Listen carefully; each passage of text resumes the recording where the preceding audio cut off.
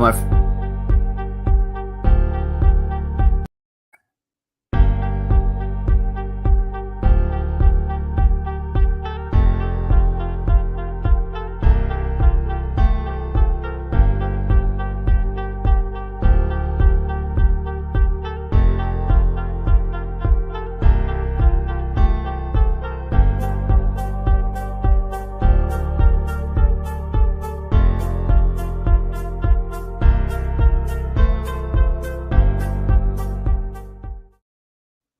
Hello, my friends. My name is Samuel Savy, and this week on the show, Montreal dominate NYC but are unable to beat the reigning MLS Cup champions. Strong rumors this week were sending Ismail Kone to Norwich, and Soccer Canada again have a lot of explaining to do. All of that and a lot more in episode 93 of The Ball is Wrong.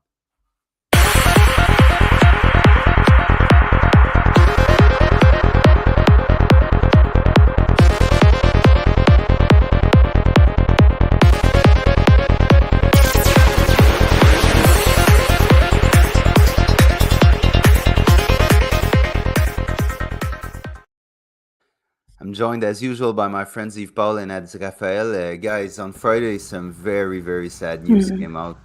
Jason Di Tullio passed away at the incredibly young age of 38.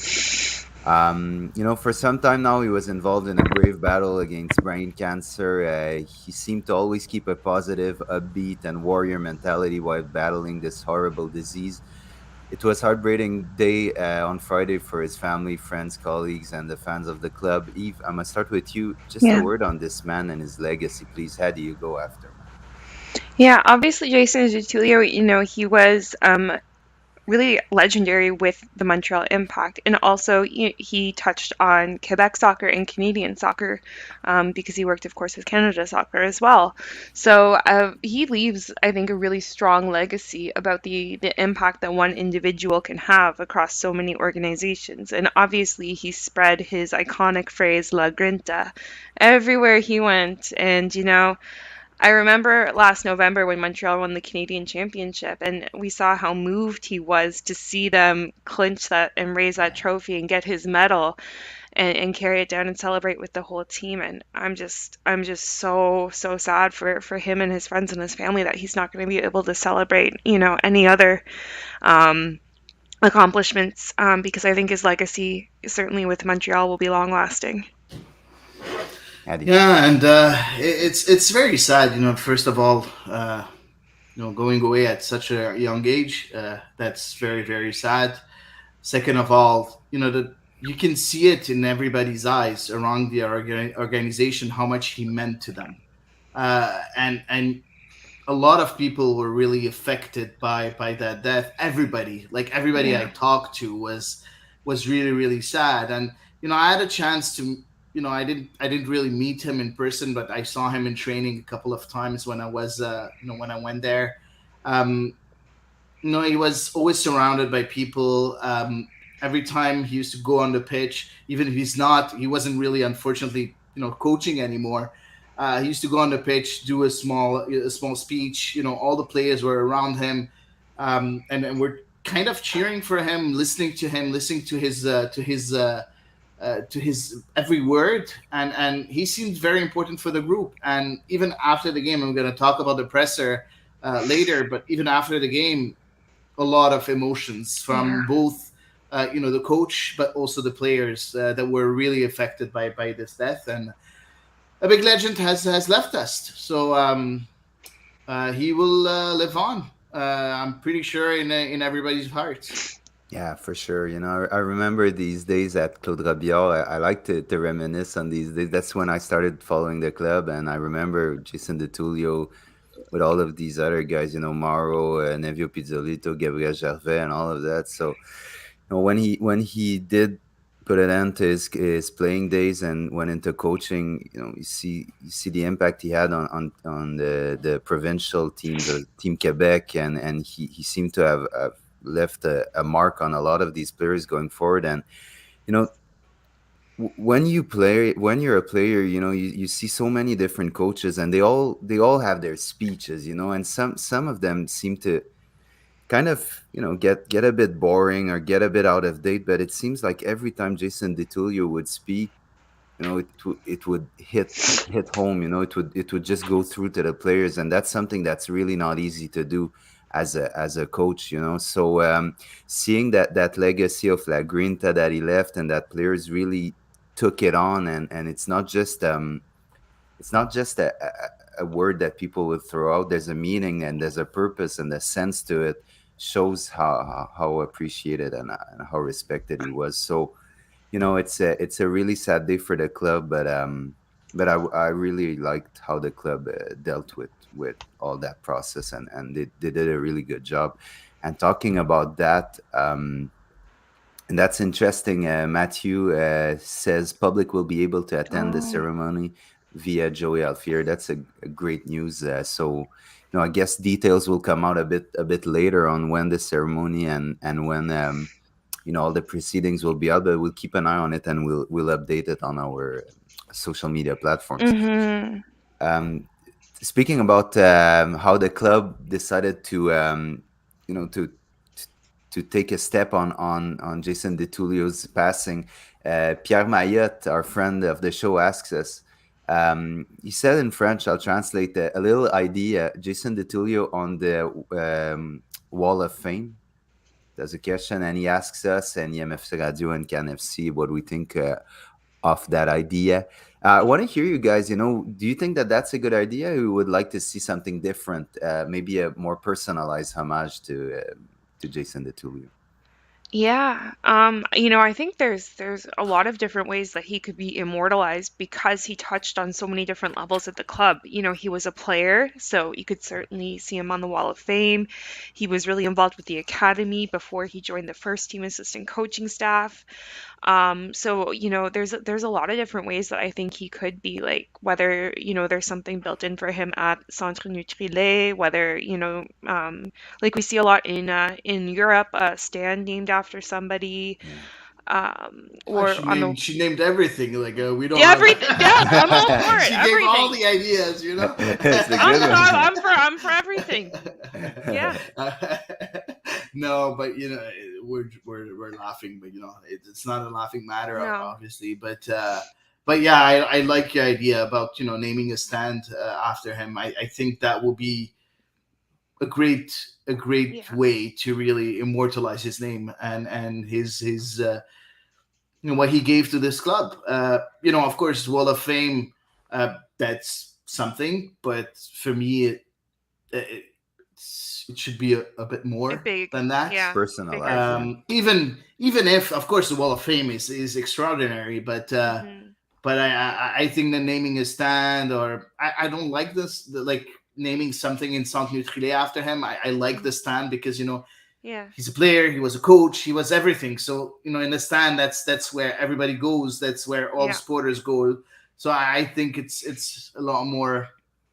I think it's the best idea in my opinion. And I didn't hear any other ideas, but Well, that's really the one. I, would- Go I, ahead. ki- I kind of would like maybe a little memorial somewhere, maybe under a stand that's Saputo a bit, where you have the ex MVPs close to Hmm. the south Okay, like entrance. that, like the historical event thingy. Yeah, exactly. And Yeah. there's the other one close to maybe section, I'd say 124 at Stade Hmm. Saputo, close to the outside part of the Hmm. stand, where they talk about the championships we won and marking Yeah. dates of the club. Maybe have a little memorial for Jason Di Tullio in one of these areas of the club, maybe somewhere else, but just maybe something that people could stop by while walking towards their seat, and just take a moment if they want to. So that could be an idea, but I think the club will take its time with it.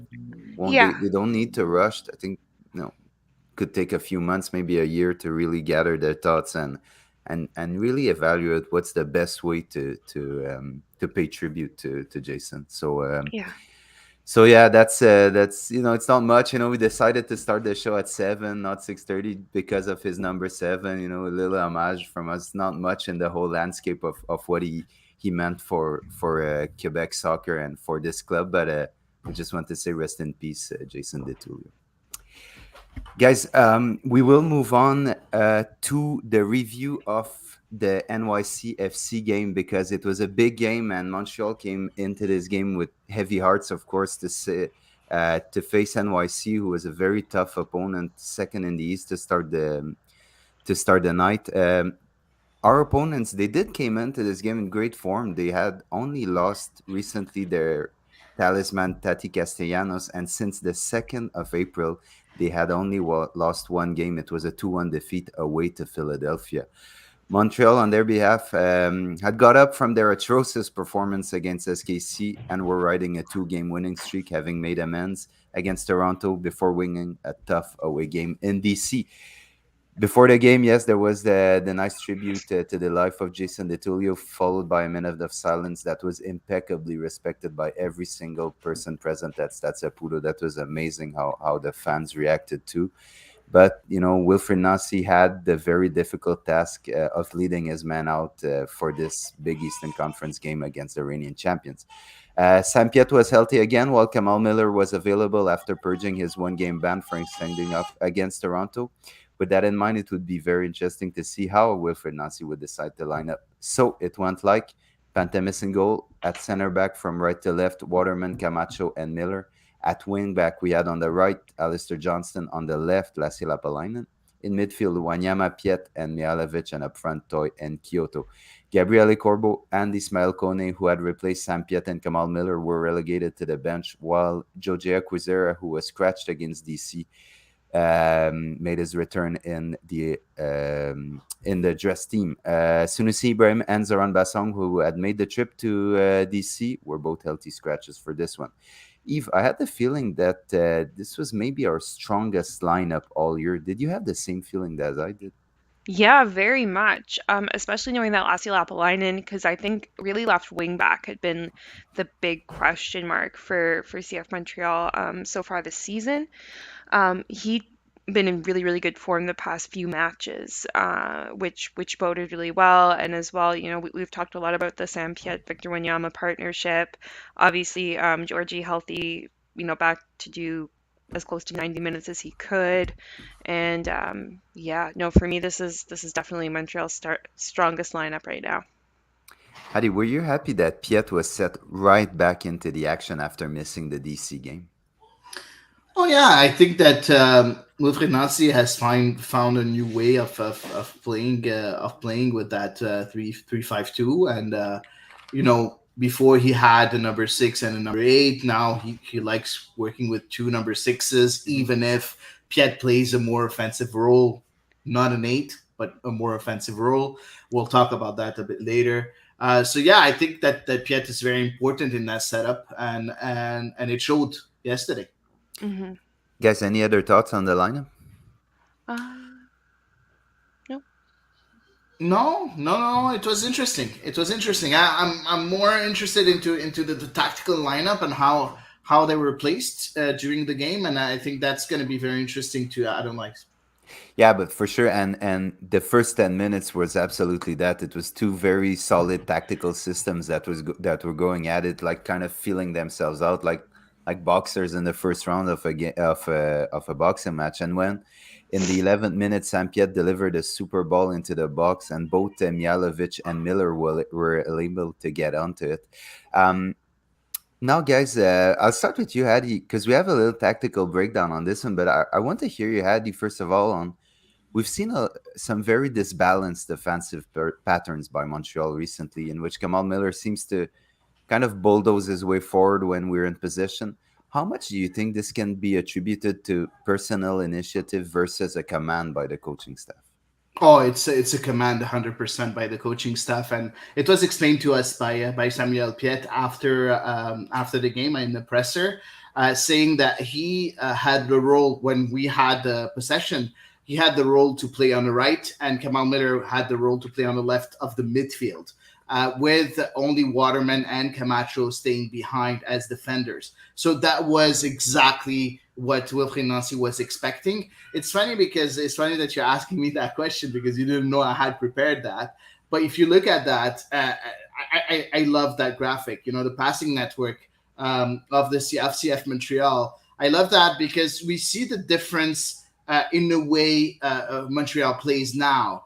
we're playing a bit more on down the wings. Before with Kone in the lineup, we used to play a bit more, in the middle of the pitch. Now it's mostly on down the wings. So you see on the right, you see Johnston with Samuel Piet, Waterman just helping a bit. And you see Mason Toy that's here. And on the left, you see Lassie. You see Miller that plays a lot more and goes a bit forward, a lot more forward than Waterman. You see Mihailovic and you see Kyoto. So you have 4 on the left and 3 on the right, which is really interesting in my opinion because you see the difference in the animation. We talked, Wilkie Nasi talked a lot about animation. That's exactly what he was talking about.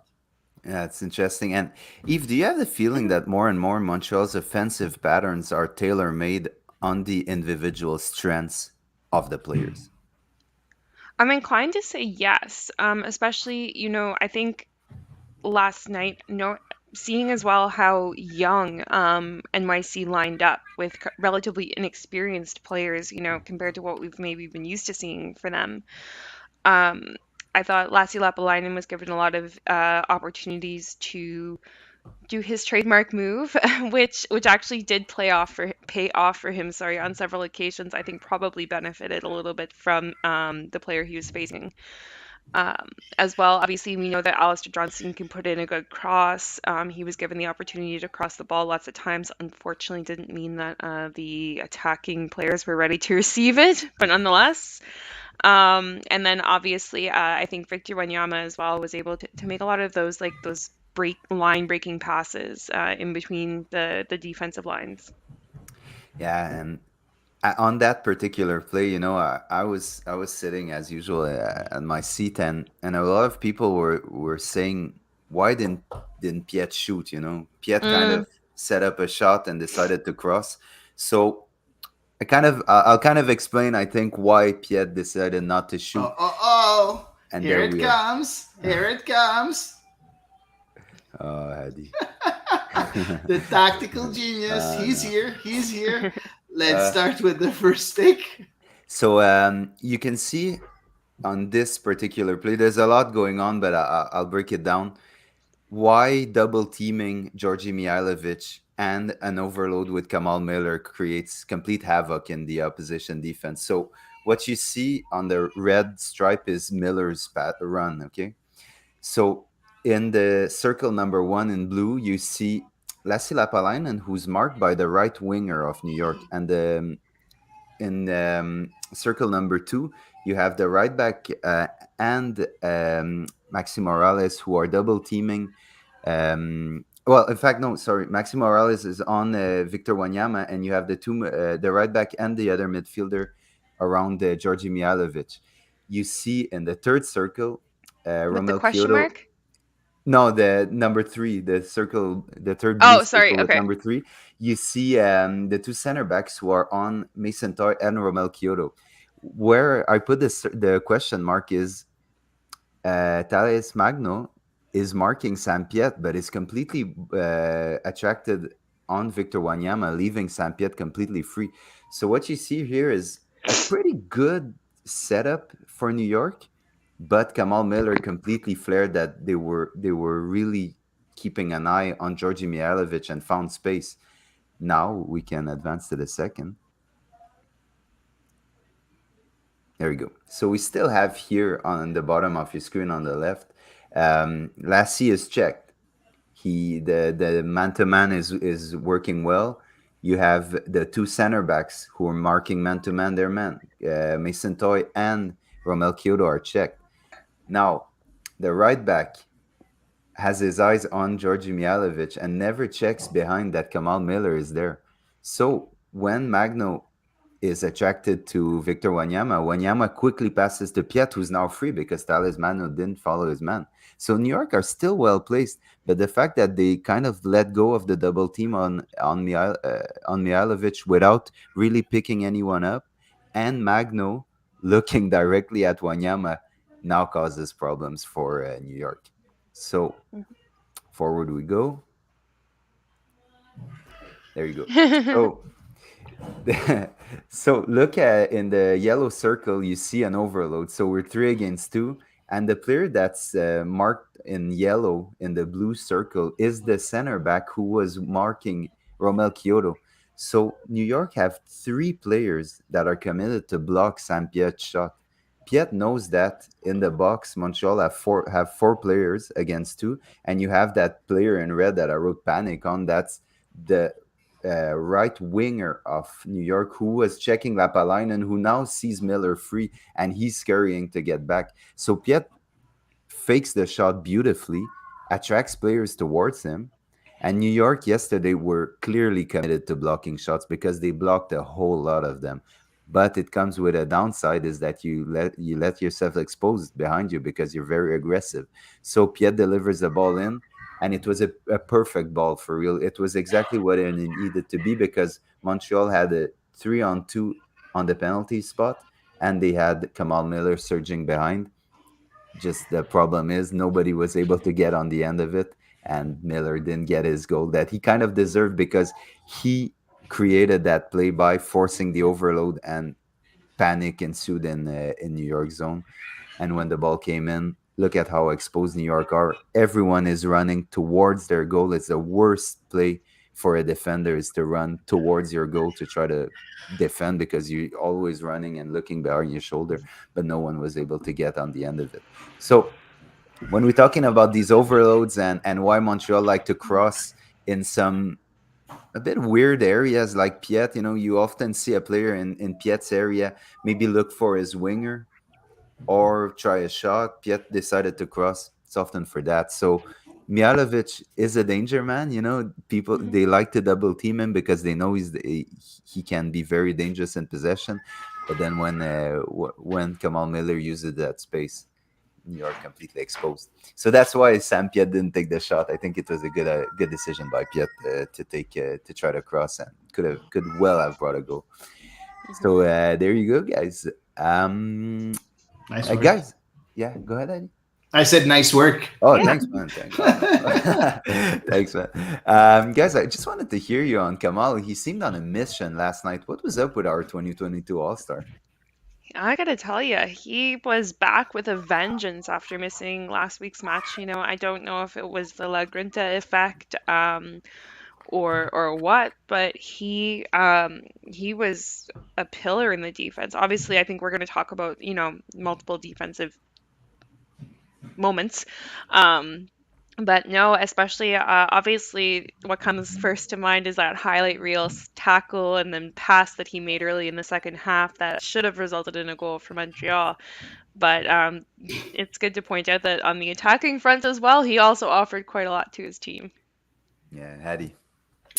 Yeah. Listen, in the presser afterwards, he was asked, of course, about what Jason meant to him and to the team, and he said something very interesting. I don't think a lot of people knew about that, but when he got traded to Montreal in 2020, 2020, yeah, 2020 or 2021, I don't remember. 20, right? One. 2021. It's only his Yes. second season with us. Yeah. Yeah, okay, Yes. 2021. Ah, man, I'm lost in time. Okay, so 2021, he said that he had to go to Florida, and the team was still here in Montreal, and the person that was there in Florida to train was Jason Di Tullio. So he's the first guy that he really got in contact with, and that showed him the ropes of what the club is, Hmm. and he had to train with him like solo for like a couple Nice. of days before other players came and Hmm. joined them, and then after the team came a bit later. So he was like he meant a lot to him, and I think that he really wanted to show to do more during this game. Now we also know that Kamal Miller is someone that gives his Oh 100 man, 100% Hmm. leaves it all every out there. minute Yeah, of every game, right? yeah, So Yeah. so it's a bit of both, in my opinion. yeah. Yeah. Guys, in the 22nd minute, Mihailovic connected with Lapalainen down the left flank, and the Finn took a curling shot that was deflected wide for a corner. Yves Lassie was named man of the match, and honestly, he had a great game. What do you attribute his recent success to? That's a really good question. Thank you. Obviously, at the start of the season, he started that season there, right? He's played that position the entire season, just about. Um, and it really didn't look like a natural fit. At all, really, to start the season. And heaven knows that we were crying out for a left wing back, like left, right, and Oh center, no yes. pun intended. Um, but lo and behold, I don't know. Ever since he got back, when he missed a few games because he had COVID, ever since he's come back from that, he's been just on the up and up. So I don't know if maybe like some time away and like getting, kind of that training and easing back into it somehow gave him an extra maybe adjustment to the Mm-hmm. position. Mm-hmm. But it kind of like those two events kind of coincide in my head. Hady, Wilfred Nancy snapped back at critics of Lassie last week. Did we fans kind of misunderstand what he was demanding of his wingback since the start of the year, or is it just that Lassie found his game again? Oh, for me, it's neither. For me, it's just that the change in animation. Mm, Okay. Lastly, the fact that now the plays is played on the wings, and he's not asked to just stay on the wing and cross the ball with his left foot. He mm, can go on his right foot. There is traffic around him for him to give a pass, mhm, for him to do a run, Interesting. for Yeah. him to move. And before he didn't have that traffic because mhm, everything was happening down the middle of the pitch, right? So I think that helps him a lot. mhm. We see him not using his left foot just as he was at the beginning of the season, but right now it's not really as important as it was before. So that's the reason why we see a resurgence of Yeah. Lassi Lapalainen. And for me, he was man of the game, man of the match. As Yeah. simple Most as that. definitely. Yeah, Most I think definitely. as well, like he's developed some chemistry with Georgi Mihailovic, Yeah. because that seems slow to come, I think, between those two, just based on what we'd seen earlier in the season. Yep. And I'm sure especially with Sam Piet now kind of offering that extra man on the right side, maybe it's Mm-hmm. freeing up Georgie a little bit more, for them to find each other. But nonetheless, like we've seen some really good interchanges, especially like the past two games in between them. So that bodes really well if those two players are able to get in sync and find each other consistently. Yeah, of course. And talking about both of these players in the 41st minute, they combined again. And Mhm. this time it was Georgie who got a great chance, taking two shots in a matter of seconds, but was denied by the excellent Sean Johnson. What did you guys make of Mihailovic's return to the 11? It was a tough game to come back in last week against DC, and now here at home against the reigning champions at home. I He's mean, not. Go ahead, Dave. the way New York City lined up was really defensive. They sat really deep. And so Mihailovic, he really didn't have a lot of space in order to maneuver the ball and offer those quality passes to his teammates. Just because it was so congested in New York City's half, like there were times that they had 10 men behind the ball, Yeah, yeah. and it was 0-0, which was a choice, but nonetheless. So I think this game maybe like was a little bit more difficult for him to really show his best self, but all the same, he did offer us, as he always does, several individual quality moments where he could have provided. Like I guess it's gone down now in history as a key pass. Eddie. Uh, yeah. You've said everything already.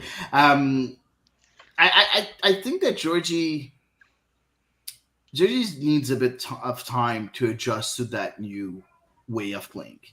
Um, I think also I don't think he's 100% still.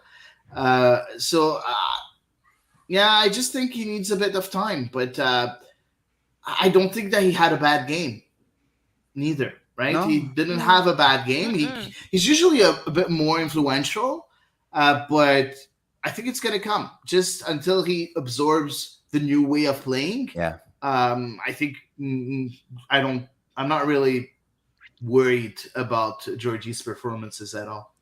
So, guys, at halftime, it was 0-0, and Montreal had definitely had the upper hand.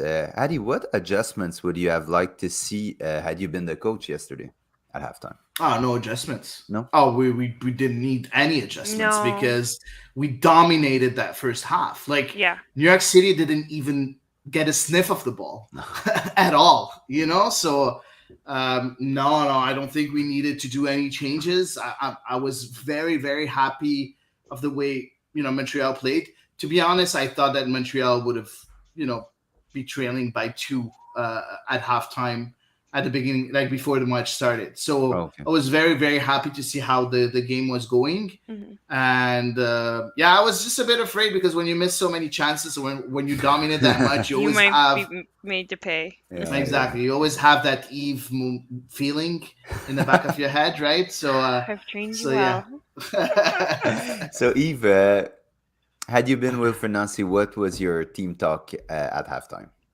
It was, keep going. Everything you're doing is right. Lots of shots in the general vicinity of target. Most of them, of course, just wound up being blocked because there were so many men in the NYC Yeah. box. But theoretically, we would have had a lot of shots on target if there hadn't been, 6 defenders in the box.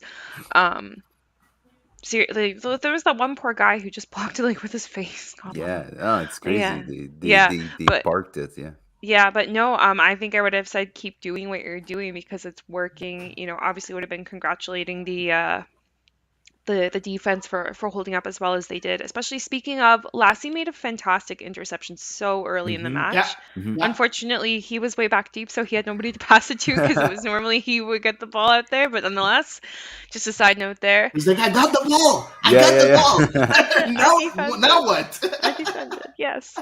But no, seriously, like full credit to him again, just once again. But no, if I'm Wilfred Nancy, I'm just saying keep going, and if you throw, if you throw it enough at the wall, it's gonna stick. Yeah. And in the 54th minutes, that's what they tried. A fantastic ball from Miller broke all possible defensive coverage New York had in place, and Romel Kyoto was sent free on the left, attracted two defenders on him, and passed the ball perfectly to Mason Toy, who blasted it in row Z of section 132. Guys, Mason Toy didn't have a good game, and this miss kind of summed it up, really. Yeah. Eve, what percentage do you attribute the struggles of Toy since his return to a mental blockage? I think my perception might be a little bit colored just because we know like from Yeah. past conversations that they've had with Wilfred Nancy and with the player himself about how mental about how mindful he has to be of that mental aspect to his game. So I do kind of feel like I might be misjudging it, but obviously he had a really strong start when he made his first start back after Yeah. injury. Of course, when he scored his 2 goals against Seattle. And once again, we just have to remind him in this job you have to have a really short memory. Extremely short. Hopefully though, nonetheless, like the staff and everything are keeping a good eye on him to make sure that he's not, getting all up in his own head about it. Well, Nasi tried yesterday, and Hady, were you happy to see the coach giving him a lot of time, even though nothing was really working for him? I'm maybe gonna go in the opposite way. I don't think that Mason played a bad game. Oh, okay. So please explain, because I thought he really struggled for real. He missed a big chance. Yeah, 100%. Yeah, that's really bad. Completely agree with that. But he made a few runs that were very interesting. He was calling for the ball a few times, but unfortunately, not a lot of service was given to him. He opened up space a few times for Kyoto, for even on the right for Johnston to get crosses in. I think he did what he had to do. The problem is, unfortunately, there's two big mistakes that he did. First of all, of course, you said it. Yeah. The biggest mistake is his miss. But the second one, at one point, I think it was in the first half, Kyoto was on the left and was about to cross the ball, and he crossed the ball, and it went directly into Sean Johnson's arms. And in my opinion, we saw Mason Toy go and make a run to the second post and the far post. That wasn't what he had to do. He had to go to the first post because, judging Romel Kyoto's position, his run should have realized that the run should have been made on the first post. And that's where he still needs to improve. His runs are usually pretty good. He just has to know where to go. and just realize the moment, and take the right decision when making his run. I think, don't forget, guys, he's still very young. Hmm. Hmm. I don't think he had a bad game. He wasn't the like, he was the worst player out there, Yeah. yes, but not he didn't have a bad game either. I don't think anybody had a bad game yesterday, Okay. because I think Montreal played very well. All the players played very well. And eventually, and at long last, for some impatient fans close to me, there were, but Wilfred Nancy proceeded to his first substitutions in the 79th minute. Off came Mason Toy and Lassi Lapalainen, and in came Kai Kamara and Mathieu Chouanière. Nancy explained in his post-game presser why he waited so long, didn't he? Oh yeah, yeah, yeah. He was asked why he waited that long. His answer was very very direct, very clear. Even if I sensed a bit of hesitation in his answer, because you always self doubt after the game. You're Yeah, like, what if I did that differently, of right? course. Yeah. But he said that it was a high intensity game, a very high intensity Hmm. game. So it's very hard for people to come into that game. It's very hard to come fresh from the bench and just get your momentum Mm, directly from 0 to 100. Get your adrenaline that Hmm. that's interesting. Yeah. really really fast, up to par, right? So um, I feel that he thought that, unfortunately, the substitutions weren't going to make a big effect because of the high intensity of the game. Um, I don't know if I like that answer. It kind of feels like he didn't really trust his bench in a way in that high intensity game. I might be wrong, but it could send that message too. It could Well, send that message that, what, you're not good enough to make a difference in such a high intensity mm, game. So hopefully it's not what he meant. no, I don't think so, and that's not how I construed it. Certainly, but also bearing in mind that there's another game on the road in Columbus on Wednesday, I was kind of concerned on that front that Mhm. there wasn't as much change, perhaps a little bit earlier. He talked about Just that too, by the way. If he yeah, talked no, about the game on Wednesday too. I don't care. I'm still concerned. I still get to be concerned. That's my podcast. I'm kidding. But yeah, like that was something that crossed my mind like while I was watching the match, Mhm. was like these guys got to play again on Wednesday, guys. Yeah, but it's an interesting point that Wilfred Nancy gives, that when the game is going is flowing, is very intense. Hmm. Some players need some time to get started. For sure, if Kyoto was on the bench, you could have shoot him in the 60th minute, and 61st he's gone.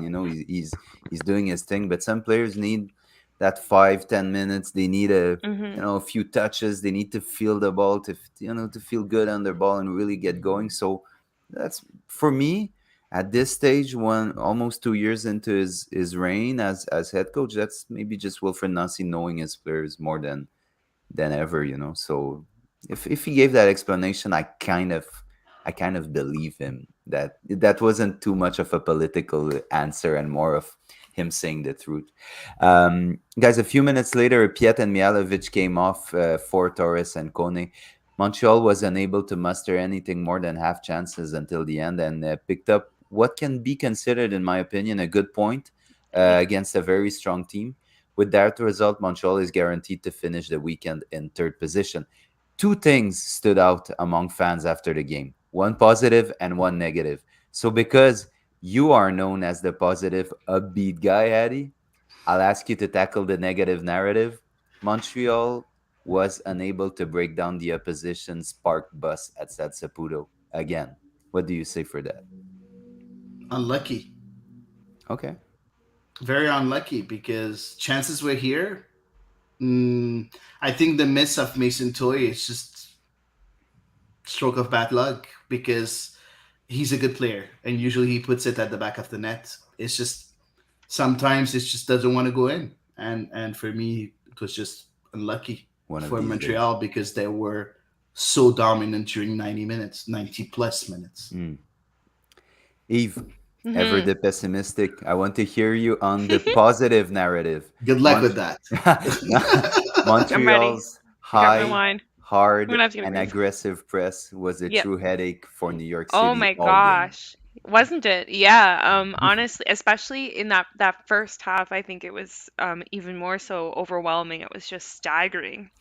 I will say Montreal was a little bit lucky because notably like guys like there were a few players absent through injury like Anton Tinnerholm. I think it Mhm. could have been a slightly different match with him there because he's a pest. Oh yes, Yeah, yes, And it's been a year and a half that he's injured, right? So yeah, it's been a crazy. while. So yeah. yeah, but a great, one of the best right backs I Yeah, think in Oh MLS. yeah. yeah, You're right. Yeah, definitely. 100% agree.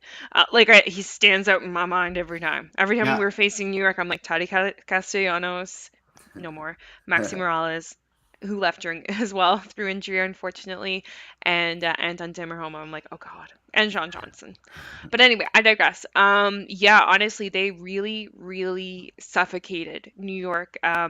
It was weird because New York was sitting so deep. I kind of thought they might try to just play direct and counter, but it seems as though they did want to try and build out the Yeah, back. Even though they were sitting so deep that they really did have a long way to go. But no, Montreal was they were marking really intensely. It almost reminded me of like a New York Red Bull yeah. style I press. thought the same thing exactly. Yeah, yeah. Yeah. Yeah, okay, interesting, guys. Hady, you were at the post-game presser. You talked about it a bit during the game's breakdown, but what else stood out when Wilfred Nancy took to the media? Oh, there's a few things that he talked about. Of course, it was he talked about the emotional part of the Mm, game. Hmm. He talked about his relationship with Jason Di Tullio, saying that they were roommates since even before Montreal Impact when they Hmm. were at with the Quebec teams. yeah, Um, and he's like he knows that Jason didn't want him to be just thinking about his death. He would have wanted him to be brave, and that's what he tried to do. So very emotional. The coach, he's a very good. He's very good with his communication. So he was able to to not fall in tears in front of us, but it showed that Yeah. he was very very emotional. So that's something. He also said that he was asked about the standings and yeah, the place of his team in the standings. I like his answer. He's like, you know what? I don't know if we are in our place. I don't know if we deserve to be here.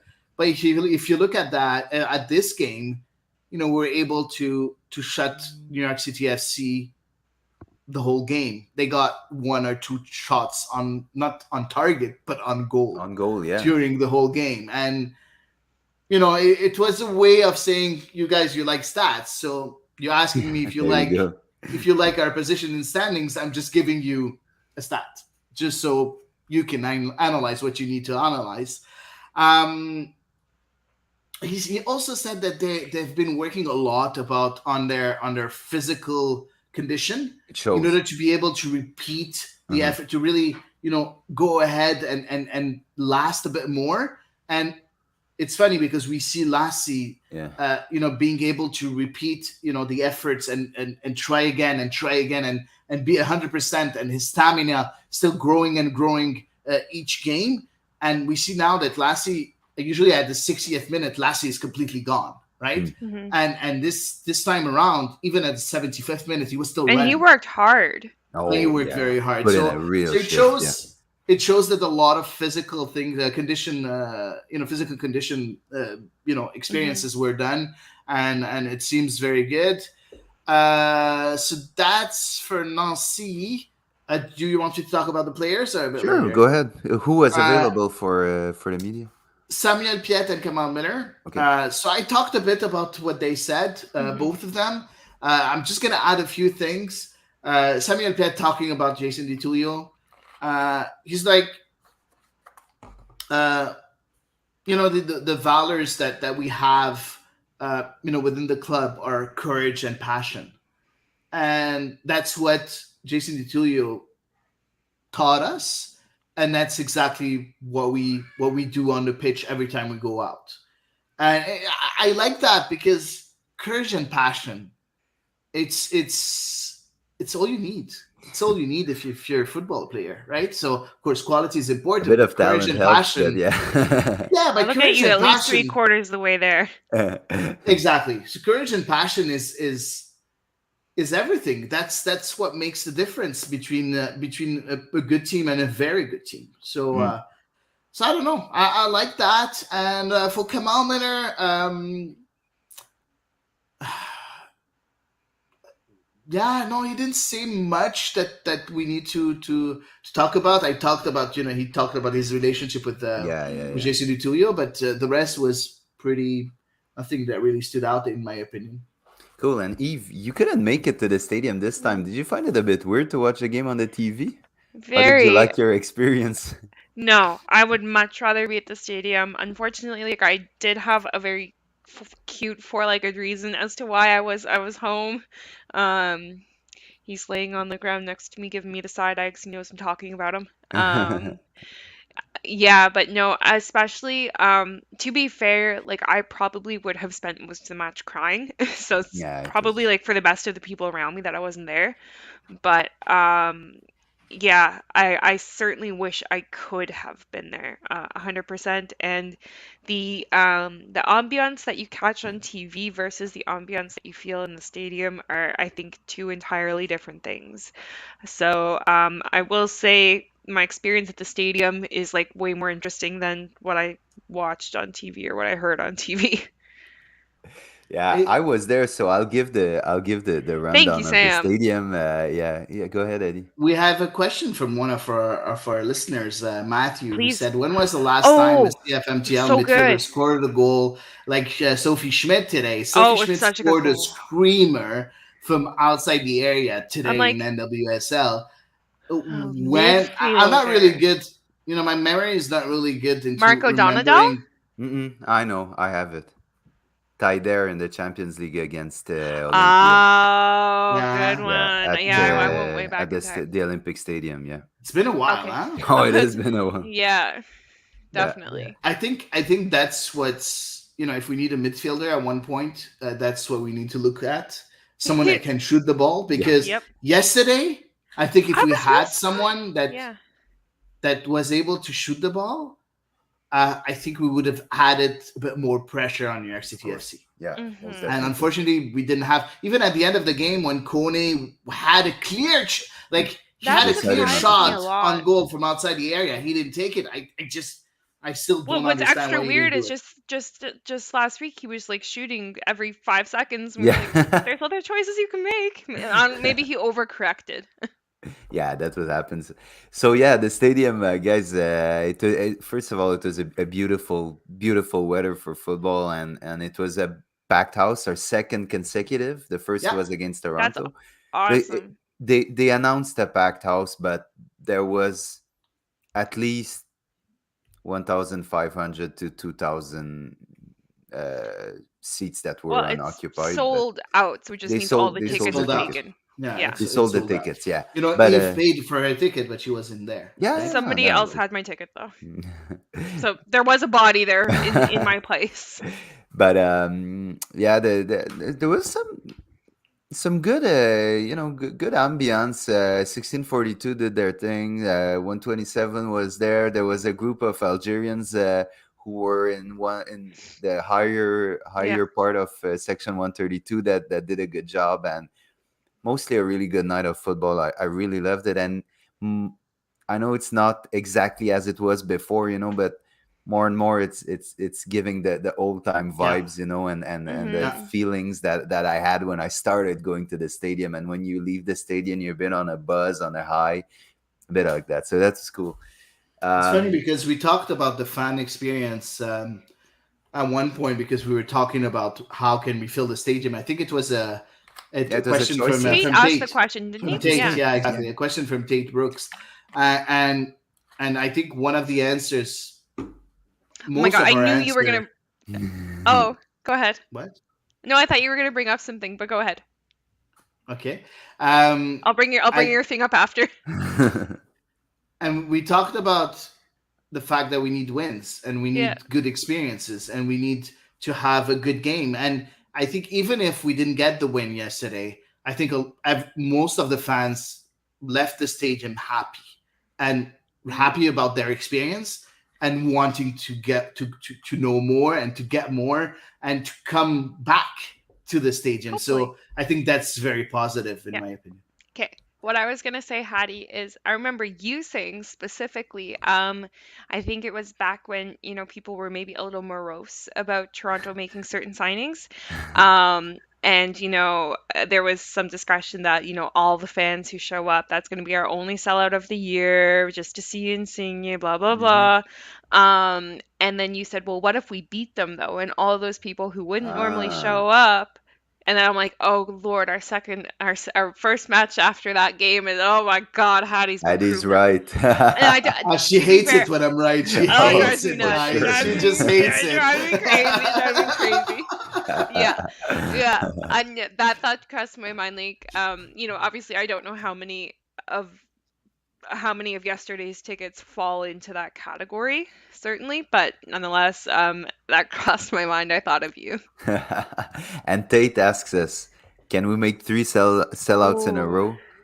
I think we tricky. can. I think we definitely can. It's Against looking good. Miami with Gonzalo Yeah, Higuain to I think be, we can. the marketer for the general football but not MLS fan, in Montreal, as well. Clement Diep's return for anyone who is a fan of Yeah. that.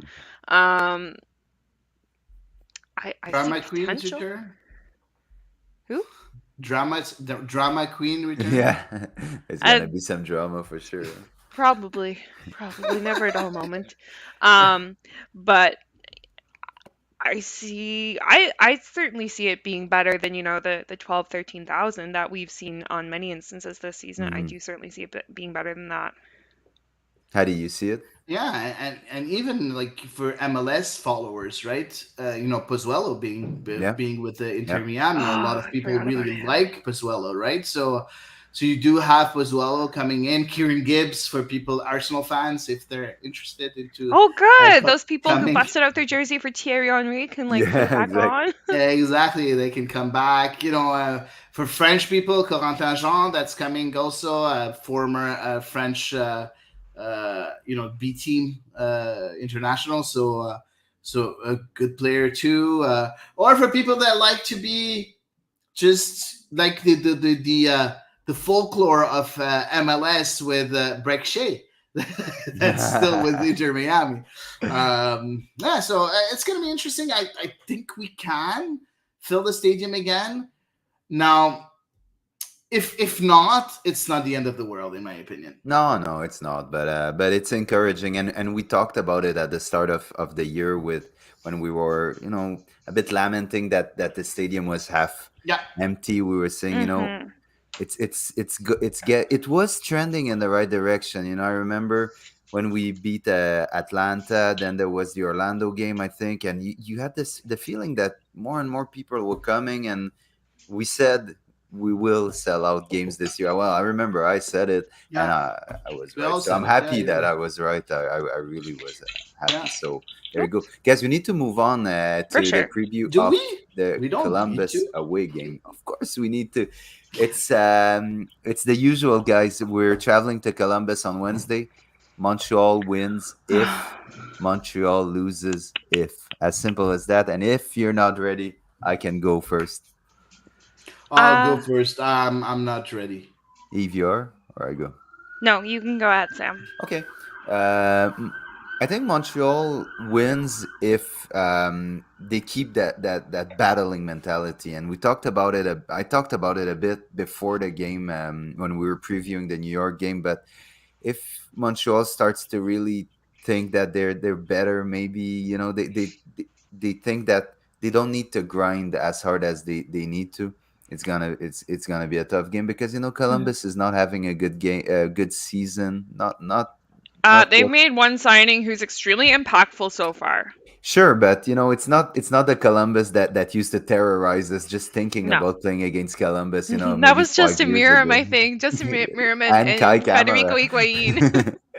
And so yeah, if we kind of accept that we're going away a bit like we did in DC, we need to grind it. It's not gonna be a cute game, but it's gonna be a a battle. We're gonna win. We're gonna lose if we make too many changes. We dig a bit deeper down our pecking order in certain positions. I think we might lose the game. Up to Mm. you guys. Whoever's ready. I can go. Yeah, sure. I think it's going to be really important squad management, and I know this is something we're going to talk about. So I think it's going to be really important that Wilfred Nancy rotates his squad wisely. I can see the temptation to do a full, like, 10 out of 11 Yeah. player rotation.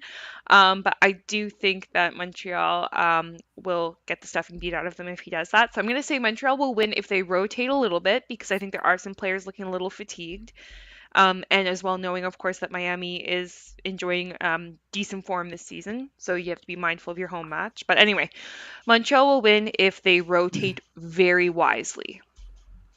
And Montreal will lose if Joel Waterman's replacement, who I assume will be Gabriel Corbo, is not prepared to fill the immense size shoes that he's left.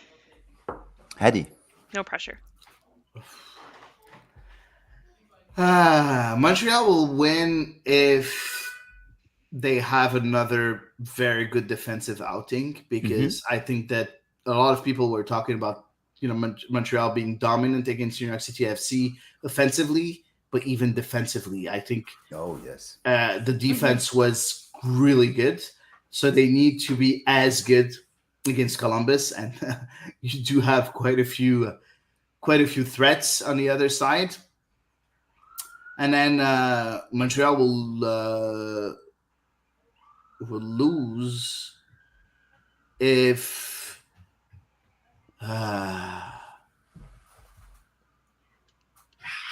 they're not able to score a goal. As simple as that. Well, they Yeah. certainly won't win if they're not able to Yeah. score a goal. But I said we'll lose because I don't think it's Yeah. going to finish 0-0. No. Okay. No, we didn't see many this year. We're No. not in the This is Miguel Montreal's years that first 0-0 was almost Yeah. a guarantee, So Yeah. yeah, interesting, guys. So we'll see who's right next episode. Simple guy hit us with a question concerning this game. Oh, Eva already answered. Well, I touched on it. Well, I'll answer the first part of Simple Guy's I'm question really because sorry. it There's so says, many sirens, guys. if you're taking questions, it would be cool. We're always taking questions, Simple Guy, always. So it's always cool, man. Especially yours. Yeah, Simple Guy. especially yours. Y'all's opinion. Oh, everybody's, Nah, guys. man. Everybody. I know. I'm sorry. Y'all's opinion on player rotation versus Columbus. Personally, I hope it's a major one. Sunusi, Chouanier, Janssen, Corbo, ZBG, Kone, all starters. I'll go first. Well, for sure, Janssen won't be a starter. That's a guarantee. Sunusi hasn't touched an Yeah. MLS field in Yeah. ages. So I doubt it. I think it's gonna be a very minimalistic rotation. I'd For probably sure. rotate out Kyoto. Yeah, to be Kyoto probably. I think maybe Miljevic will get a good run, a good 70 minutes in the game because he didn't play at all against yesterday, New York. So I think it's gonna be a moderate rotation, not. No, I Yeah. think But Piet and Kone will be here. I don't think Wanyama will play. No, I think Wanyama needs a break. he for needs sure. a rest, Yeah, I think. Yeah. But Matthew does bring up a good point. The crew didn't play because their match against Charlotte had to be abandoned yesterday. Yeah, and because of lightning. Exactly, and the decision was made obviously not to play because sometimes they just play the match the following day, but for whatever reason the decision was made not to do that. It's been postponed to like TBD.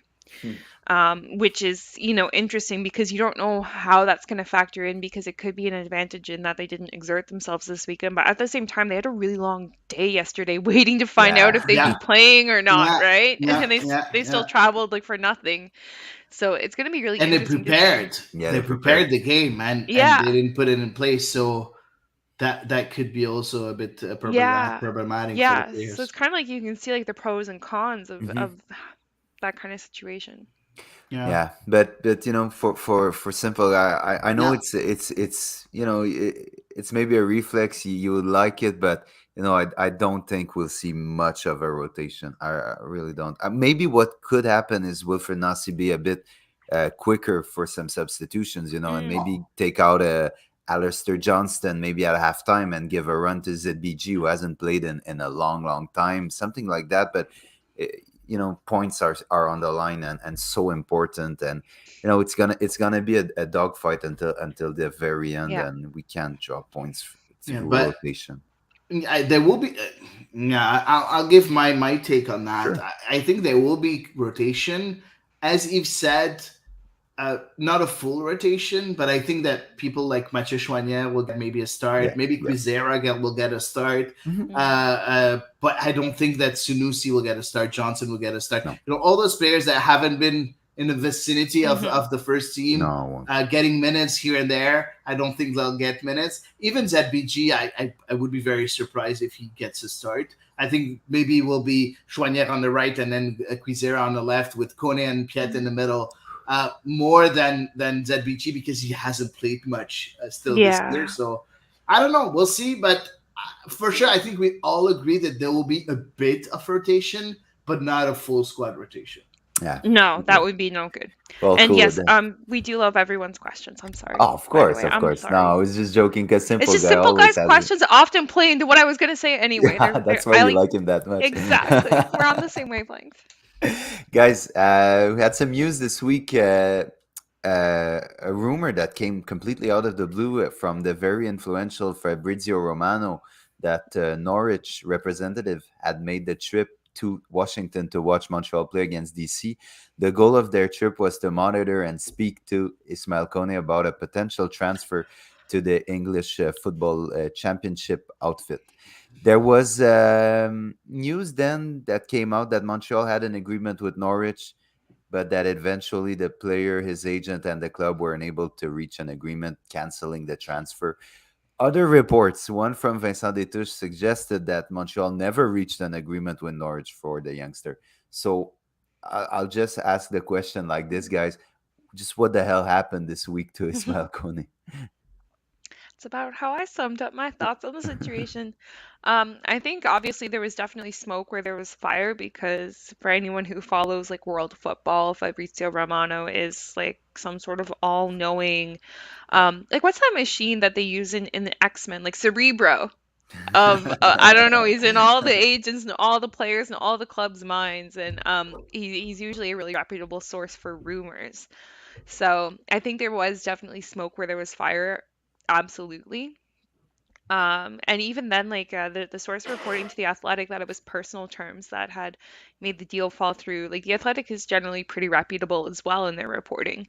So I found that fascinating that it contradicted what Vincent Destouches said, but nonetheless, I think we all saw it coming that sooner rather than later, Kone was going to attract European interest, right? Yeah, for sure. Yeah, because he's young, he's a midfielder, he's a modern midfielder, and everything. Yeah, of course, Yeah. we knew that he was going to attract European clubs at one point.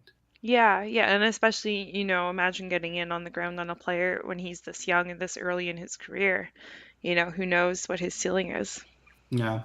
Now, guys, I just need to maybe explain how a transfer can happen. Officially, and it's very important that I say officially, uh, until the two clubs uh, reach an agreement, the buying club cannot talk with the player and his agents and everything. But what usually happens is that as soon as the two clubs start negotiations, usually the selling club will say, you know what, you can start negotiations with also the players. So I think I'm not going to say that Vincent Détouche was wrong. I'm not going to say that Athletic was wrong. I think everybody was right. Both all three parties were engaged into negotiations, Hmm. and something fell didn't go through, either club to club, either club to player, or all nothing really worked, maybe. Yeah. So we don't really know. And we don't really know about the numbers. So many rumors. Some people Yeah, saying a that's the million, thing. others saying 3 million, others 5 million. So I don't know exactly what was the amount. Uh, I I think that nowadays a player from MLS, young as Kone, with a lot of potential, um, should not go for less than 3 4 millions million euros. So that's usually how Five I. million. Yeah, between like even three, if you get a percentage of the Yeah, next sale, you should be okay. But either 5 million like right away or three with a percentage of next sale. So that's usually how an MLS player is valued. You see a player like Buzio from Sporting Kansas City that went to Venezia. I think he went for 5 6 million. yeah. So, Brendan Aronson also from Philadelphia. I think he went for a bit more, but he was, a full U.S. international. So it's a bit different than Kone that just has one cap. So it's usually the prices like the price shouldn't be less than 3 4 million. So all the rumors saying a million, I'm pretty sure that Olivier Renard would have rejected it without even thinking. Yeah. So I don't know.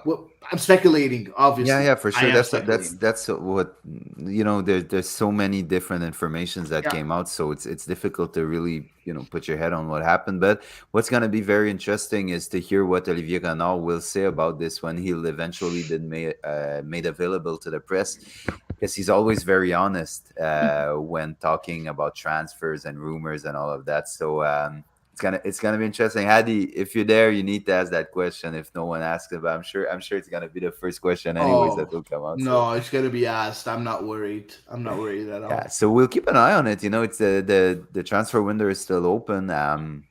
Might have some changes until then. But we'll move on, guys, to Soccer Canada, because another week, another problem with Soccer Canada. This week, there's a report that came out about Soccer Canada not respecting their own internal policies regarding sexual misconduct. Eve, you have us covered on that one. What happened? Yeah, so obviously, this primarily stems from allegations that were made in 2008 against a coach named Bob Berarda, who earlier this year actually pleaded guilty to criminal charges of sexual assault related to his tenure as a coach. So while he was U20 women's team coach and also Vancouver Whitecaps women's coach, um, players came forward at different times during 2008 to report inappropriate conduct that he was engaging in, whether it was harassment, inappropriate texting, discussing of topics that aren't appropriate for a coach to discuss with their players, especially when there's a power dynamic and a gender difference and so on. Um, but unfortunately, it was determined through this investigation that Canada Soccer really did drop the ball in addressing these allegations because they were made on two different occasions, essentially in 2008. So they engaged a firm to conduct an internal review of how they handled the initial situation and then what they've done since to kind of fill those gaps, especially since a group of U20 women's national team players from that era came out in 2019 and issued a statement, coming out against Canada Soccer for their terrible handling of the situation. So, as they engaged this firm called McLaren Global Sports Solutions, they reviewed both 2008 and then through to today. So the policies in place and what was done, and now what policies are in place today, and are those sufficient? So what they found from 2008 was that there was definitely a lack of formalized harassment training. Canada Soccer, like you said, Sam, did fail to adhere to its own existing policies, which were deemed insufficient anyway when the allegations came out. Oh, And especially the first time around that the allegations were made against this gentleman, there was very little consequence for what was reported. Then the second set of allegations led to the termination of that gentleman's contract with both Canada Soccer and the Whitecaps. But nonetheless, the second investigation with the ombudsperson was determined still to be really limited with poor record keeping. As well, they found that Canada Soccer didn't offer sufficient support to the players who were impacted, the players who came into contact with this coach during that time. So there was a lot that wasn't done. Then they assessed the safe sport policy that's in place now with Canada Soccer, and honestly, they did have way better things to say about it. Um, so they noted, all the additional policies, notably the whistleblower policy that Canada Soccer has implemented since that series of events in 2008. They did still find some criticism, and they did also speak with several former players, and the former players, sorry, acknowledged the improvements that Canada Soccer made, but they still emphasize that a lot more player education is needed. So player education on the resources that are offered to them by Yeah. Canada Soccer, and they need to be more accessible. So the report found a total of 38 recommendations that could be implemented. And of course, the day that the report came out, Canada Soccer made a statement via the new secretary, Earl Cochrane. The remarks were attributed to him. And Oh, The old they, yeah. whatever you want to call them. old new. Yeah. Yeah. But nonetheless, they said that they accept all of the recommendations made by McLaren, that firm, and they committed publicly to, quote, review, adopt, and enhance those recommendations. So obviously, I won't go through all 38 because we'd be here all night. But nonetheless, the report is publicly available, and it is quite fascinating and quite disturbing to read. I did read through it prior to our episode tonight, and it was really disturbing to see what happened. But nonetheless, obviously, Canada Soccer has already engaged a consulting agency to help further improve their safe sport policy. So obviously, this is really late coming, but overall, if Canada Soccer does implement these recommendations, then I'm really hopeful that it will improve quality of life, quality of coaching, and quality of just participation and trust in Canada Soccer going forward. Man, I'm telling you, it's not looking good. And in these years, there was so many reports coming out back in the days of bullying in sports and in team sports, and now it's sexual misconduct. Every single day we learn something new. So, what's good is that it's empowering the victims to finally speak and to maybe help them turn the page on what happened. But what I find really disturbing is that these associations, these federations, they commit to change. They want to show that they're better, but it seems like no one is accountable. Mm, Who was fired? Who had to go to court?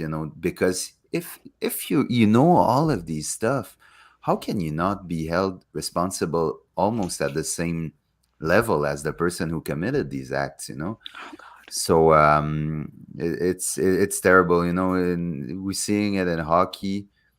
They no Hmm. nobody lost his Gymnastics job. as well. The gymnastic, nobody is out. It's the same people that are gonna try and build the trust of the public again. Public don't want them to build the trust again. They want them out, and they want new people, a new voice, a new way of thinking, and maybe things will change now. I don't know, man. That's just it's Yeah. crazy. Yeah. For talking with a few ex players, you know, um, with the Canadian program, I'm not gonna name them because I No. don't want to put them on the spot. Um, Even them, they were a bit lost because there were, you know what, back in the days, some things that are not acceptable were the norm, and they Mm, weren't really sure if it was supposed to be acceptable or not. And yeah, and it's sad because now they look at those moments and they're like, okay, I should have asked more questions. I should have said something. I should have, and if they feel guilty for not, speaking out and saying everything because maybe they didn't think that everything that weird things happens after those few awkward moments that they lived. So yeah. I was talking to someone, and she told me, at one point I was like, okay, I saw one of my teammates get into the car of one of the coaches, and in my head I was like, why did she go into No, her that's into his against the car? policy. That's against the Yeah. rule of two policy. Why did she go into the car? And then she was like, you know what? She's a big girl. And then now she looks at everything that's happened, and she's like, okay, like maybe it was an abuse of power. It was an abuse from the coach, and Yeah. I should have spoken. I should have said something. So I think it's going to be tough for most of the players, the ex players that have lived that, but also the ex players that saw their teammates go through that and not speaking up because they didn't know that they had to, or they didn't know that they could, Hmm. because Hmm. they didn't know that someone was going to hear them. And, Well, and, and and that's very, very tough, I think, to live with yeah. right now. And the worst thing is the first time around allegations were made, the player who was affected made the allegations and not much was done. And the second time, Yeah. somebody else took it on, another former player took it on and brought it to the attention of the senior women's national team coach at the time. And it wasn't until it got brought to his attention that even what was done in 2008 was done. So I can understand why there would be a lack of trust to move forward. But anyway, obviously, Canada Soccer is under a lot of scrutiny right now for many reasons. So I'm really hoping that they will keep the public apprised of how they're moving forward and what progress they're making on implementing the changes recommended by the McLaren agency. Yeah, it's all a question of transparency now, and if there is questions asked and the answers are fishy, or there's some things we can't say public, it's no good, man. We can't go there. So, hopefully changes are going to come, but I'm telling you guys, if these same people are still there, I wouldn't hold my breath, Mm. unfortunately. So, yeah. Guys, anything to add? Just we're watching. Yeah, we're watching. That's well said. Well said. Hattie, you good? Yeah, exactly. Nothing more to say. Very sad that we're still talking about Ah, this in man, I know 2022. it's Yeah. Very, yeah. very sad. We'll try to cheer up with social media, guys. We're off to part two. Who's got it this week? Yeah, Hady. it's me Hattie, again. good. So let's go with social media. Won't be long.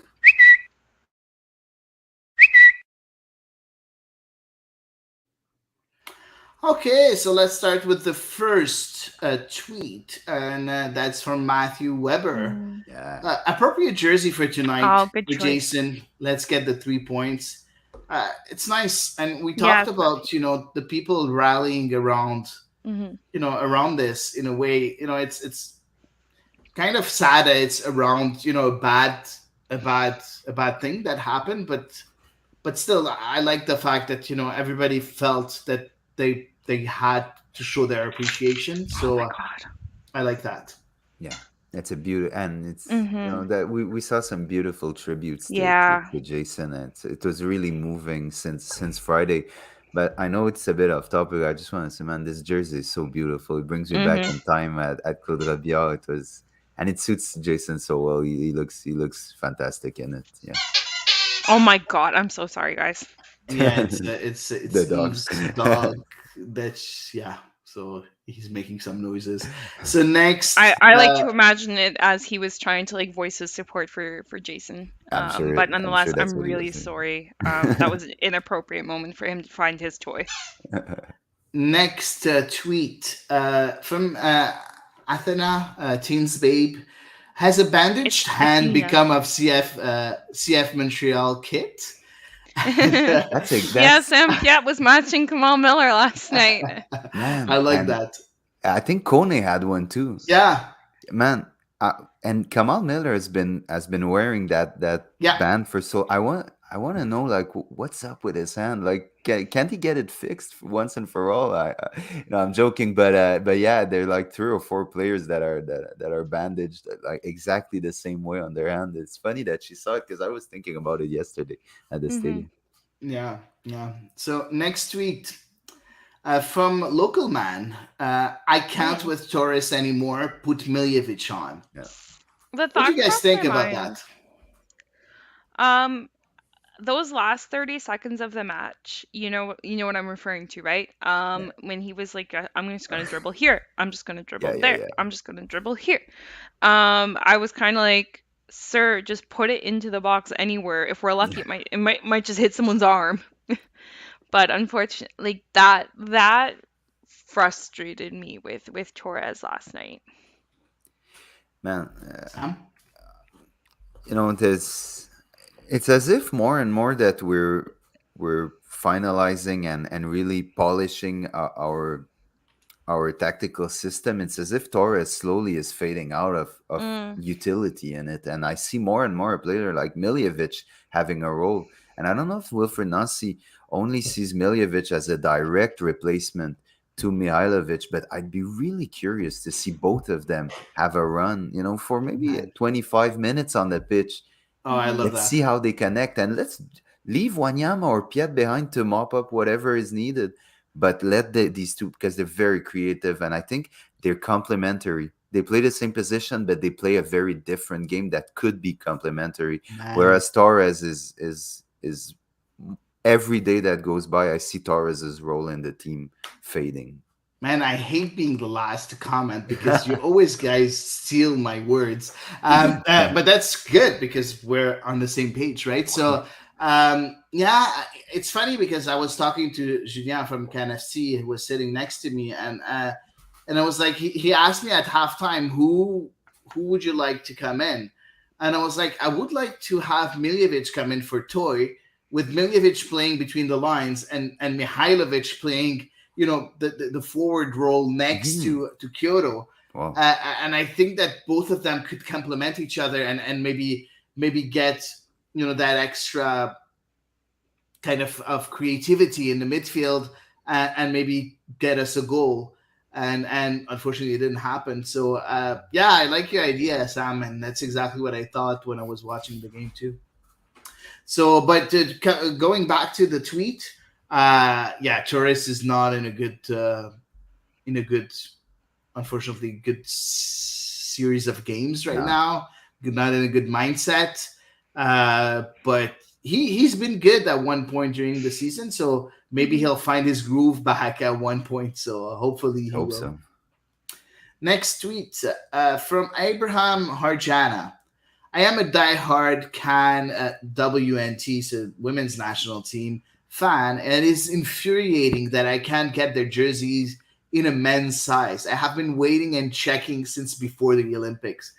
Guys, I know we That's talked fair. about this a lot, but at one point, man, 2022, man, like, Yep. man, get on page, No, Canada I mean Soccer. other nations like, okay, Canada soccer and like jersey sales are woefully behind the times in general. So, but other nations are marketing, their jerseys, men's, women's, everything's available to everyone, say.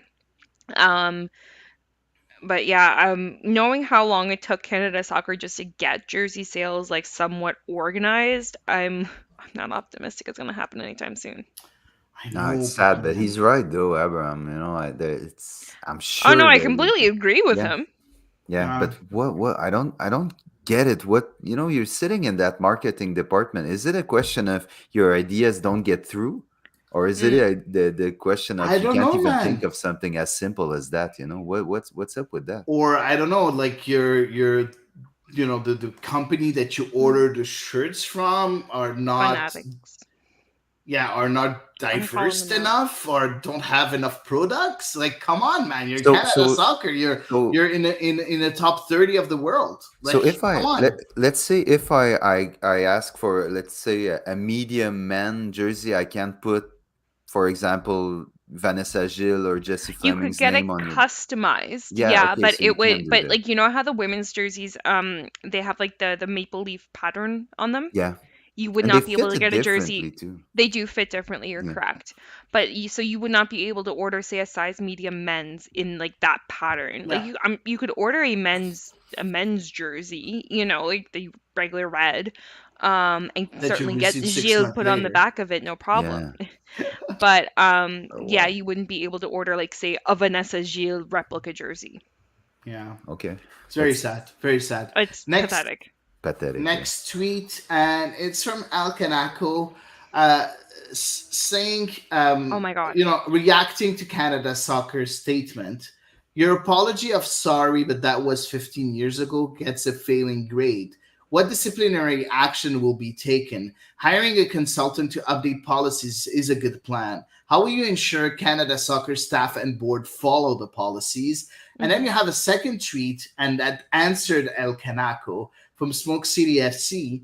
Updating policy will do nothing if Hmm. behaviors don't change. Policy number one, I would start with, is to Canada Soccer. You might want to write this one down. Document all meetings where important decisions are made. It seems as if there is a recurring issue with this. Guys, I'm Seriously. just going to comment a bit. I feel that I'm watching an event that happens in 1991. Like, I feel that like, you don't document your meetings, man. Like, who are you? Where are you Well, living? there's In a which reason why they don't. century are you living? There's a reason why Like, they don't. They didn't yeah, like, forget to think about that. There's a reason why they don't. but dude, Oh, you represent Sam the is with the federation. You conspiracy. represent the federation. You represent No, all it's the soccer country, the soccer players, men and women in Canada, all together. like when you consider, say, how Canada as a nation is generally regarded amongst the world as, very, very with the times and so on, feels like Canada soccer like belongs to, a developing nation. It feels like they're completely disassociated with like how the actual country works. Um, but I'm really grateful that you shared that tweet, Hattie, because that's exactly how I felt. I was reading the report. It was like 125 pages long, and I was like, "Are you serious? Are you serious? Are you serious?" Every 4 seconds, like I had a second bottle of wine for the weekend. I finished the bottle of wine reading that freaking report of Ah man, no, it's terribleness. but Smoke City. That's a great idea, Yep. and more where workplaces and especially when you're working for government or national businesses, you'll have recording of meetings of decision making, and you can't just live like you're in the 90s and just oh we talked about this, we're good. That's where accountability starts, and you say, listen, Hmm. we're happy to come clean and show you everything. We talked about everything, we That's the decided. thing.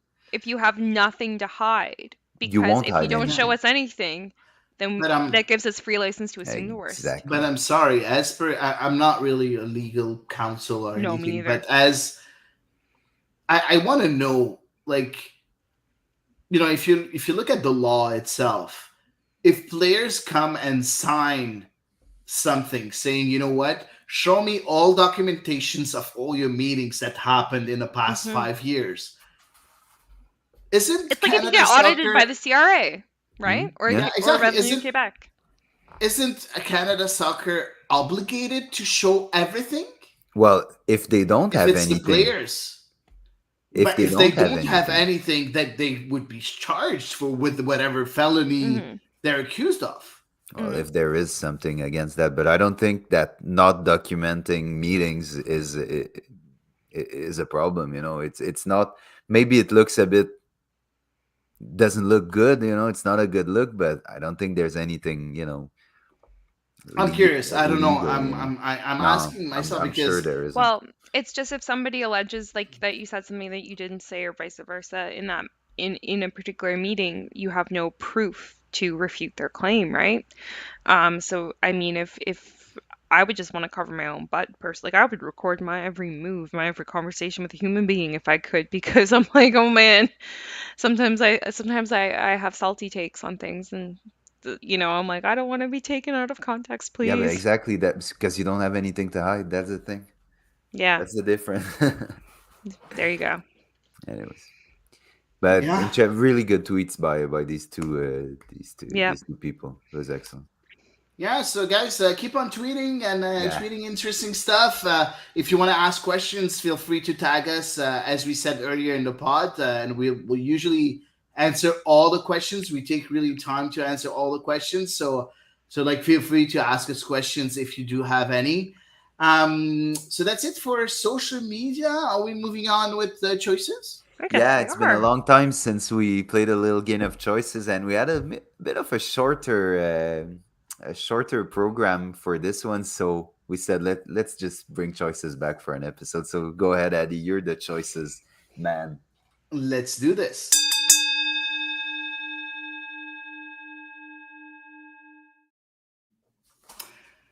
So, guys, of course, for choices, I had to look back a bit and try to reminisce of all the choices that I gave you, since we started working together and recording that pod. And I thought of something, and I'm gonna give you the first choice right away. You guys gave a prediction regarding the standing of No, CF no, Montreal no. at the beginning of the season, and we allowed ourselves to give, to update our prediction, a Okay. few weeks ago. Okay, so I if I think Sam remember, was not there for it, if I'm not mistaken. I I think think it I was was just you and there. me that week, Hady. yeah, but I don't think that Sam would have changed anything, because Sam is the only one that said that CF Montreal will make the playoffs, Mm-hmm. if I'm not mistaken. Yeah, I think I said like seventh. I think. Yeah, Exactly. that's what I It's said. weekend. And that's what I said when I updated my Mm-hmm. my prediction. And Eve said that they will still miss the playoffs. By a hair. So by a hair, exactly. So you know what? At one point, there's someone that really listened to us and listened to our episode and listened to our predictions and sent our soccer genie.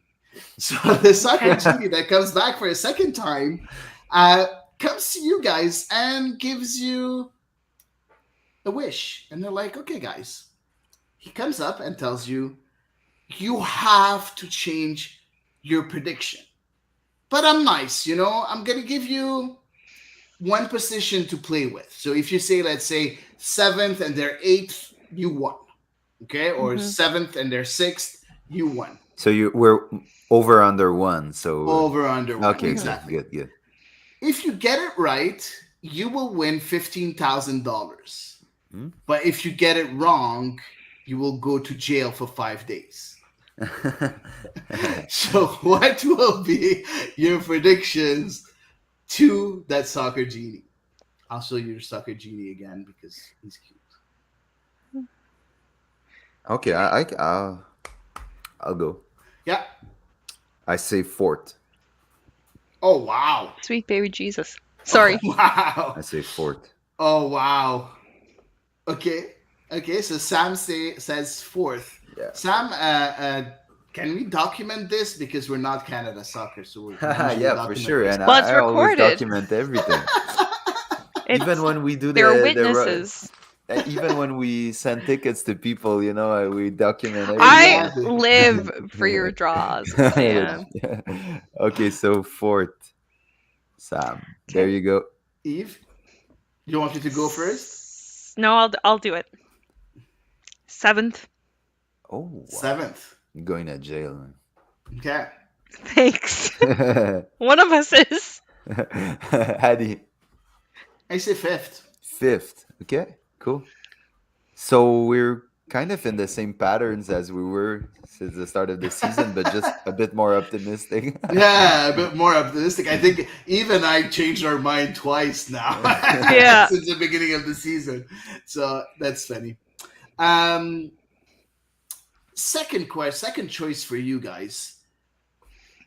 As you all know, Victor Wanyama's contract is up at the end of the year. And when he was asked about that, Olivier Renard said, we're going to be able to analyze to see if that's where we want to invest money, Mm-hmm. or if it's better for us to invest money somewhere else on the pitch. Mm-hmm. Right now, we are in the transfer window, right? So you're able to trade players, to buy players, to do whatever you want. You get an offer from LAFC because LAFC has a lot of money and don't have any They have restrictions. bottomless pockets. Exactly. Yep. And don't have any restrictions because salary caps, DPs, TAM, they don't really care. Careful, you get fined, Eddie. Oh, fine me, man. I'll never pay. So I'm like, you got no money to take from me. So you get an offer from LAFC for Victor Wanyama for 1 million GAM. Would you accept it? No? Yeah. With his contract ending? Yeah. Oh, definitely. Now. Yeah, most definitely. Oh, wow. Care to explain? No, wait. Do you have a second part of your sentence, or is that it? No. Okay. That's it. Well, it's simple, you know. If he's gonna walk through free agency and we're not sure, what I would do is the offer comes in, I'd sit with Victor Wanyama. I say, look, this is what's on the table. You staying or you leaving? If he wants to stay, we negotiate. Victor Wanyama said he's giving his priority for the club. Yeah, for sure. But now, but everyone has his price, you know. If Olivier Renard brings him a contract with 1 million written on it, he won't go from 3.4, I think, to 1 million. So, you know, yes, his priority is in Montreal, but how much is Montreal willing to offer him? That's the question. So now, you know, I'd say I'd sit down with them and say, look, we have an offer for you, but we want you to stay. Now let's get it done. But if it's not done, you know, we can't wait for too long. It's going to be a short negotiation. If you take it, you take it. Otherwise, you're leaving. That's what I would do. In the middle of the season, you're ready to lose. Yeah. 1 million GAM. Okay. Yeah, because we don't get these transfers often. No. No. One, because I think this is the first time that Montreal can legitimately, because I don't count 2020, make the playoffs. And I think Victor Wanyama is required to do so. And I don't think they'd be able to bring in somebody who could fill his shoes and be up to speed and everything in time, so as they don't miss a beat to make the playoffs. One. Number two, I would say no, just because I'm very suspicious about how certain teams have managed to acquire certain players in non-finable contexts. I'm on Eve's team here. No, I would not accept the offer. First of all, because Victor Wanyama wants to stay in Montreal, and I think that if we make the playoffs and we make the first round, maybe I'll convince him to stay with a lower salary and get an extra, saying, you know what, we were this close this time around. You know, if you stay and, you know, I give you 1.5 million instead of giving you 3 million, I can get another player that can, you know, give you that extra edge. No, so I don't know. Like, I just thought of a question. Because obviously, like, negotiations will be going on now, right? Do sporting directors and do clubs and so on, do they get a prize, like what the max TAM amount is going to be before, like, in advance? You know what I mean? For the following season. Like let's, because theoretically, right, if Victor Wanyama were to stay, I think based on what Olivier Renard has been saying, he'd probably be a TAM player, ideally, right? But obviously or maybe a DP, but with a lower salary. Yeah, right? But I mean, if we're getting into the 1.5 millions and that's a TAM player, like, why would you not use a DP space for, you know? But we have too many DP spaces. Well, but well, let's face it. I think there's for sure one DP who's going to be gone next year. Yeah.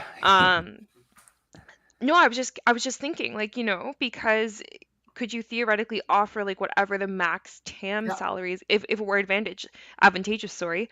Like, you know, are they apprised of what that amount is going to be for the following season so that they can like use that to negotiate? Yeah, they are, because it's in the collective bargain agreement. So you are able to see how your TAM moves from 1 year to another. And the limit, how it moves from 1 year. Yeah, the CBA. Sorry, I was looking for the term. No, collective bargaining agreement is the long-winded. Yeah, I know. But like, I was even like, I forgot bargain, and it's Sam that said it. I'm like, yeah, that's exactly what. Oh yeah.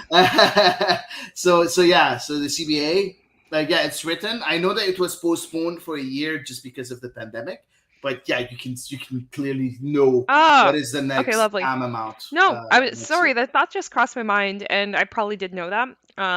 It just crossed my mind because I was like, that could be useful to know. It's okay. I forgot that Gret Sutton was on the Wall of Fame. Yeah, Things happen, you People can't forget. forget. It's okay if you can forget. Oh, I'm Um, bothered. Last choice, guys. I try to be a bit different. We always do choices on CF Montreal or Canada or anything. It's choices. It's just one choice. So I'm going into Europe. Um, in your opinion, who's the best goalkeeper since the early 2000s and why? I'm going to give you a few choices. So you have Oliver Kahn, Manuel Neuer, Edwin van der Sar, Peter Schmeichel, Gianluigi Buffon, or Evan Bush. No, or Fabien Barthez. I want to go first. yeah, go Go ahead. ahead. Number one, Gianluigi Buffon. Obviously, he is an iconic player for Italy. He was an iconic player for Juventus during the time he was there. Um, Number two, my mom is in love with him, so she would be probably offended if I had picked another player, although she does quite enjoy Oliver Kahn as well. So I did consider him until you named Buffon, but I think she likes Buffon a little bit better, and I'm gonna get a text if I'm wrong. Hmm. um, but I mean, seeing him every time, Italy took the pitch, seeing him belt out that national anthem with like the deepest Yeah. pride and whatnot. For me, like obviously he's a very quality goalkeeper, very quality shot stopper, very strong leader, very communicative and great ownership of his box and really commanding presence within the team. But just seeing all those kind of extras that he brings as far as the pride of representing whether it's his nation or his club, for me that is just an add-on to his quality. Sam? Hady, you're asking for the best or my favorite? I said who's the best? Yeah, That's no, the I know. question. Yeah, the best for me, it's tough between Gianluigi Buffon and Oliver Kahn, I think. But Pick Really? Oliver yeah. Kahn for my Okay. mom. No, I I'm think I very, go very for Buffon surprised. though. But well, you're surprised because you think I would you thought I would say Van der Sar, Oh, but no, no, no. I'm no. surprised Or that. Peter Schmeichel. Yeah, Schmeichel. Yeah. No, yeah, I'm very surprised because you guys, yeah, that's not at all where I was going. So go No, ahead. no, it's for the longevity and for the accomplishments and the one thing Buffon mostly always played in front of very very good teams, where a goalie like Van der Sar and even Peter Schmeichel had some weaker teams in front of him. Remember that Peter Schmeichel played for Man City before they were anything. Well, if they are Before they were anything the Man today, City that we yeah, know and exactly. And stare Van der at. Sar played, I think it was 5 or 6 years for Fulham, and was one of the best goalkeepers in. I was gonna say, but Fulham at the time was Was Fulham good, at, yeah, good, but not not it's a different fantastic. Fulham Not than top what we know tier. today. Not Yeah, top tier. but yeah, if I have to say one name, I'd say Gianluigi Buffon. Wow. Okay, I'm really, really surprised about your choices. Um, I was hesitating between two players that you didn't mention, and it's Manuel Neuer and Edwin van der Sar. Um, Manuel First of Neuer all, like really epitomized sweeper keeper. He Yeah, really. Sorry, I cut you off. that's exactly what I was gonna say. So that's exactly it. He modernized the role of a goalkeeper by being a sweeper keeper, like you said. But a lot of people tend to forget that and think that Manuel Neuer was the first one. But in my opinion, it wasn't. We were on their start that really started all that because he was the one that really started. Starting the plays from behind and everything. So I had a very big decision to make between those two. And please don't get me wrong, all the goalkeepers that I've of course. named are awesome, like Hmm. the greatest, right? So, but for me, I don't know. When you look at someone like Edwin van der Sar, the way he was able to shine with multiple teams, with Ajax, with Juventus, with Manchester United, winning Fulham, yeah. winning titles with each one of them. winning, I think, the Champions League with Yeah. two of them, with the Ajax and Manchester United. I think that for me, he's the one that I would look Nice. to first. Uh, and again, all the others were awesome. So for me, it will be Edwin van der Sar, I and like that. of course, I like the Netherlands. So that's one of I my like favorite that, teams Eddie. in Europe. So yeah. Nice, nice. So Good. that's it for choices today. I hope you guys had fun. Of Yes, course, and thank you. that's it for the show, guys. I'll start by saying thanks, Hady, thanks, Eve. It was really cool spending the night talking CF Montreal, Canada soccer, and everything with you guys. And I want to say a special thanks to the designer who made our beautiful new logo, designed by UJ. So you can find her on Instagram. It's at designed by UJ underscore, and on Twitter at designed by UJ, no underscore on Twitter. So underscore on Instagram, no underscore on Twitter. It's designed by UJ. Guys, everyone who reached out during the show, during the week, and everyone who rode with us tonight, thank you so much. It's been a pleasure as usual. And for everyone who's going to listen during the week too, thank you for giving us your trust and your time. And having said that, I will say have a great week, everyone, and we'll see you next Sunday for another episode of The Ball is Wrong. Take care, everyone.